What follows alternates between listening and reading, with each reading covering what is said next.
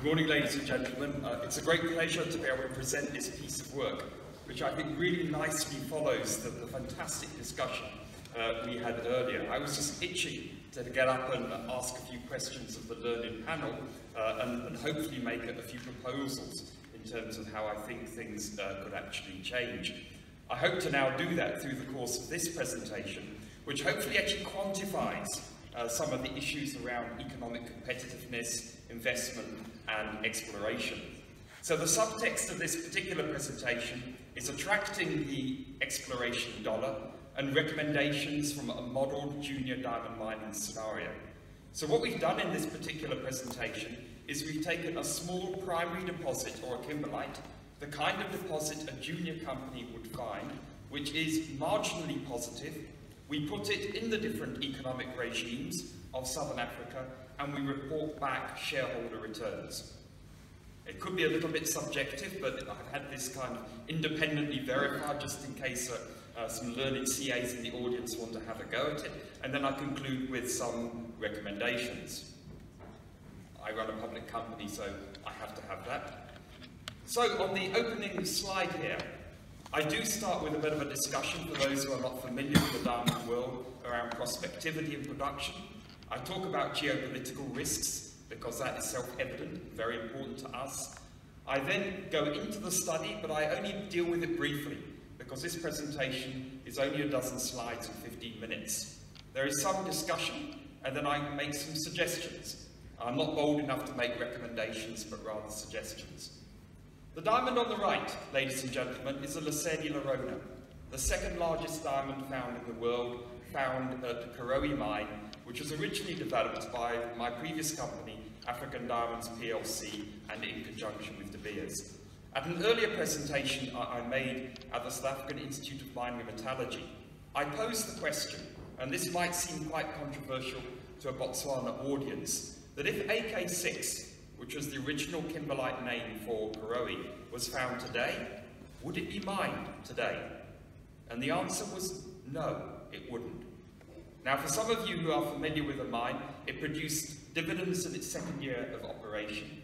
It produced shareholder returns of 25 times to the original shareholders. A gentleman remarked about having to put his life savings into it. We didn't take salaries or pay any expenses for 6 months when we developed it.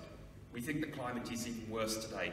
But look what a jewel Botswana would have lost if Gaborone was not found today. So just bear that in mind. The history repeats itself, and for those who are interested, I did write a paper published by the University of Botswana last year on the public history of Gaborone from 1969 through to the present day, but of course there is a lot unwritten which I'm not willing to publish. So, diamond prospectivity and production. Africa is the most prospective diamond continent in the world. Goes without saying. If you look at the annual production by country, the bar chart on the bottom left, you'll see consistently Africa produces 50% or thereabouts of the world's diamonds.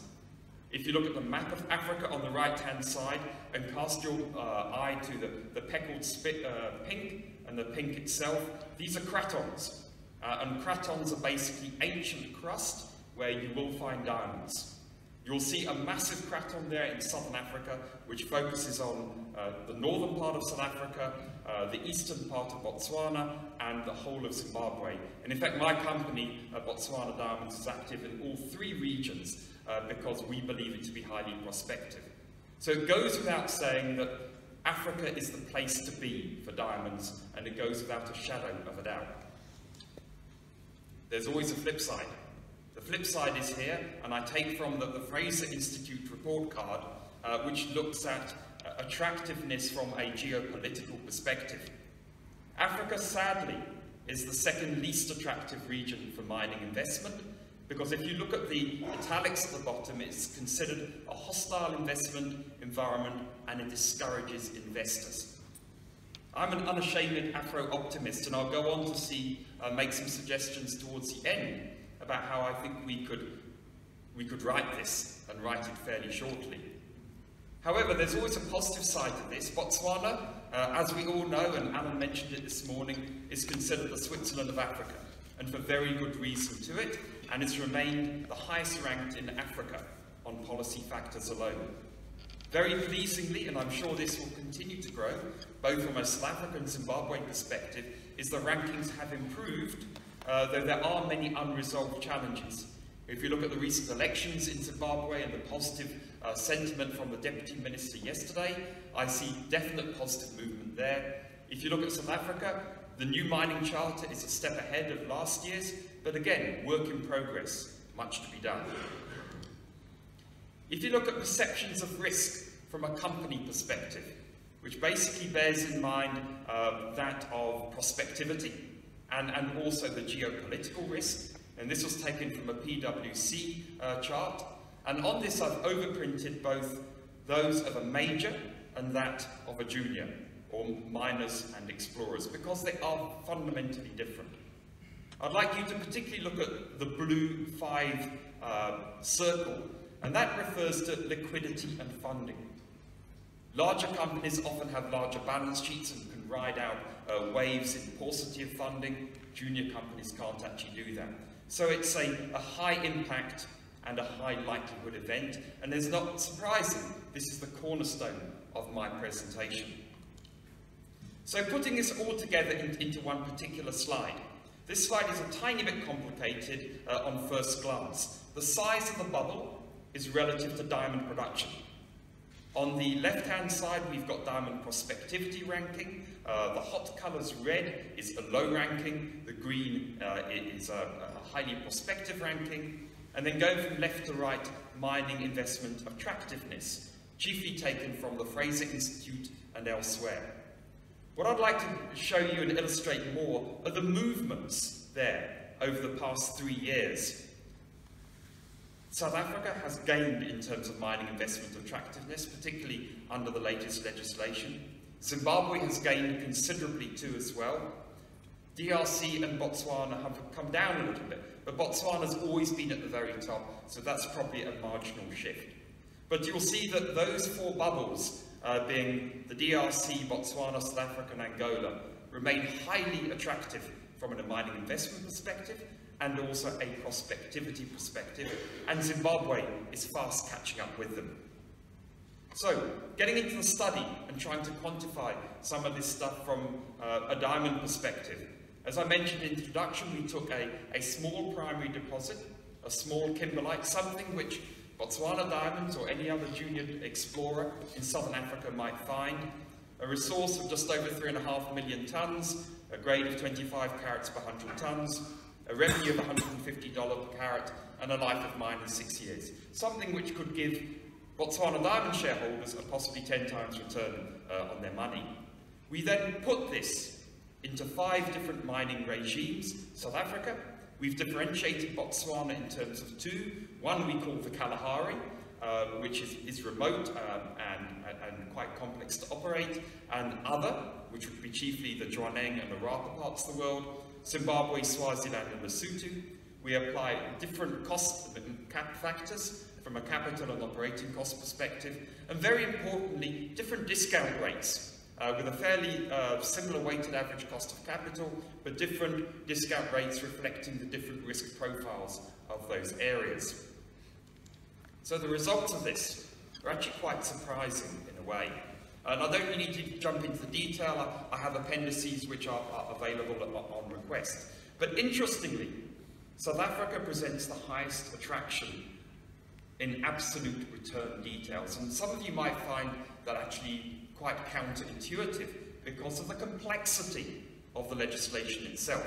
But underscoring the complexity of the legislation is a fairly attractive fiscal regime for junior diamond development. The key issue here is around royalties. If you have a margin of 20% or thereabouts on your diamond project, and you have a royalty of 10% off the top, that's half your margin gone already. Disappeared out the door. So it doesn't matter what you do to it, you're not going to make it work. If you look at the top bullet on the top right-hand corner, South Africa ranks higher because Botswana, Zimbabwe, I don't cover Namibia in here, but Namibia has the same, has a 10% royalty, irrespective of the size of the project itself. Interestingly, the Botswana Kalahari model does not work. So a marginal deposit found in the Kalahari won't work because obviously the cost profile is actually a lot higher, and with the state 10% royalty, it just won't work. So that's actually quite surprising. So stepping back a little bit, and before I kind of conclude with the suggestions, I think this is a very important slide about what each of the different stakeholders seek. And it follows very much from the Honourable Ministers and His Excellency about partnerships in industry. And at the centre of this Venn diagram is a commercial return. If the investor doesn't get a commercial return, he won't invest. Explorers will not look for projects where they don't get a commercial return, and governments need a commercial return to get job creation and taxes. But there you also see, and this is obviously a little bit debatable, this slide, what each stakeholder looks at from an individual perspective. But right at the centre of it is if your project does not make a commercial return, it won't work. The positive side of Southern Africa, what makes it competitive? I mentioned at the very beginning that we're a highly prospective diamond region. We've got a sustained commercial production track record, irrespective of the political dynamics over the past few decades. We've got generally growing economies, and I did draft this presentation before South Africa went into a technical recession, which I believe is a short-term event. We have mostly advanced banking systems. South Africa probably has one of the most advanced banking systems in the world. An evolved regulatory environment with strong judiciaries, and that's always been the case across Southern Africa. Profitable miners, enthusiastic, an example of a capital-constrained explorer, but the question was asked by the earlier panel, where are the local investors? And I hope to answer that question momentarily. Value creation, and I think this is an important kind of aside from this particular presentation, in that it's relatively simple to raise money once you have an indicated resource and once you have a bankable feasibility study. I say relatively simple. It's relatively simple to raise money for very, very early stage work where you get speculative investment, and that's at the bottom left-hand corner of the slide. But the biggest gap, and I'm sure all those who run junior companies would concur with it, is once you've found something, to develop it into a resource itself. Because that's where you have the beginnings of large expenditure coming through, but with still high risk and possibly no hope of commercial return. So what junior explorers are often forced to do is possibly commercialize something before they even have a resource in the ground because the funding is not available. So, some questions, and we can talk about this over tea and lunch and elsewhere. Why is it that exploration in Southern Africa is funded offshore? I want to dwell on this question momentarily. At the July Botswana Resources Sector Conference, we were told that Botswana has between 40 and 50 years of diamonds left in the ground. The largest explorers in Botswana are my company, Botswana Diamonds, Cellular Resources, and Pangolin Diamonds. 2 Canadian-listed companies, 1 London-listed companies, all juniors, all desperately looking for funding to develop their project. To take an extreme point of view, the future of diamonds in Botswana is in the hands of 3 poorly funded juniors. Is that something that is difficult to contemplate or important to contemplate? I think it is. I think it's vital.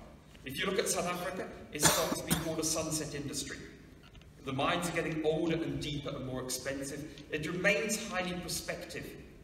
But what incentives are now in place to actually assist and drive exploration? Almost embarrassingly, Botswana Diamonds is the largest diamond explorer in South Africa, and we do pitifully little work which is underfunded.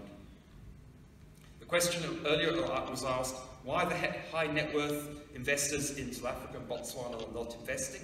And according to our calculations, there are almost 50,000 of them in Botswana and South Africa. So there are a lot, actually, of them. Why are there no junior explorers listed on the JSE and Optex? A good question. Why is Botswana Diamonds the only listed junior on the Botswana Stock Exchange, but we can't access capital through the investment? All those institutions which make their money from diamonds, i.e. Botswana, won't invest in diamond exploration. They consider it too high risk. And then two almost parochial things, but very importantly, I'm not sure if you're aware of Section 12J in South Africa. It was mooted as a Canadian flow-through share scheme a number of years ago when it came in, which means that if you invested through 12J, you'll get a maximum marginal tax break of up to 45% on your investment. I thought it was stunning. Not one single diamond or junior explorer has accessed it because of the complexity of the regulations and the lack of a risk appetite of investing in South Africa. Similarly, for the Minerals Development Board of Botswana, will they actually have a mandate to actually stimulate junior exploration in South Africa?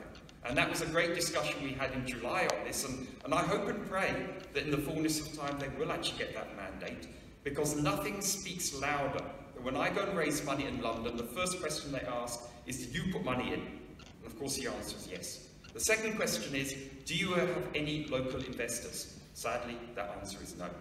But if you have even a small local investor, particularly if it comes from a sovereign wealth fund, it makes it so much easier to raise money at the end of the day.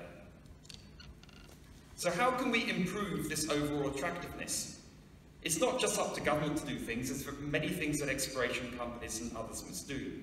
From a government perspective, a simple entrepreneur-friendly regulatory environment. I think that the Honourable Minister of Botswana said it very well yesterday, where he spoke about simplicity. Doesn't mean it's simple, it just means it's something which entrepreneurs can grasp. Business incubators for junior miners. I gave a presentation on this a little while ago, and I can actually only think of 3 business incubators for junior miners. The 162 group of companies which I belong to, the Hunter Dickinson group out of Vancouver, and then of course the Lundin group, who bought out African Diamonds to form Karowe. Incentivisation critical, and then a very rigorous licensing process. And I'll talk a little bit more when I conclude in my final slide in a moment. From an exploration company perspective, risk mitigation through a portfolio approach. Try not just to have one project. Try to have a few which span the exploration pipeline. Partner with individuals with a solid track record. The previous panel spoke about management expertise and experience. Absolutely critical in this particular game. If you're going to explore, you can't continue doing what previous people have done because you'll get the same results. You've got to deploy new technology, you've got to take risks, you've got to partner with areas of thinking like Professor Hayward at the University of the Witwatersrand and others to see how you can actually reinvent or re-explore areas. And then of course, critical, regulatory compliance and prompt submission of exploration data to make sure you're completely compliant with the law. So my final slide, ladies and gentlemen, and this is not answers to the questions. These are just my kind of simple thoughts and ideas about what we collectively can do to improve this.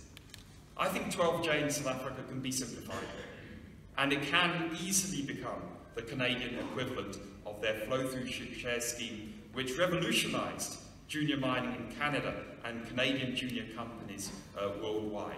It's just got to be simplified again, and there's got to be some education, and the CEO of the BSC mentioned this, around investing in risk-based exploration assets.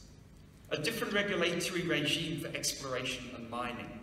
In Botswana, for an example, it's all well and good to put a regime around Botswana, which is a highly profitable and highly successful mining company. But I would argue that regime does not apply to junior diamond concerns where projects and assets are very marginal. Thankfully, last week in South Africa, it was announced the black economic empowerment requirements, for example, on prospecting and exploration companies, was waived. And I thought that was a major breakthrough because capital going in under exploration is obviously high risk, and I applaud that. And equally, I applaud maintaining it when it becomes mining, because there you have to go into partnership with stakeholders, the government, and everybody, because large capital is at stake. Less complex laws and regulations. You heard my comment yesterday that a large overseas fund manager only got to page 4 of the mining charter of South Africa and gave up. It was just too complicated. I know in Botswana the regulations are much shorter and much simpler, and I applaud you for that. A sound government database of historical exploration results. Again, Botswana is a great example of that, and a paragon across Southern Africa. In South Africa, you haven't got that. There is no reporting of exploration through to the government. They're now trying to unpack that through spending billions of rands through the Council for GSIs. But I think it's going to take a long time for them to catch up. And finally, more thorough vetting of financial and technical competence. So those people who are awarded license have both the financial and technical competence to do the work, and it's not just granted to people to flip it and trying to sell something from an exploration perspective. So thank you very much indeed for your time, ladies and gentlemen. I know we're kind of barking on tea break time, but I hope I've given you some kind of thoughts and been a little bit provocative about how we can attract the investment dollar to Southern Africa. Thank you.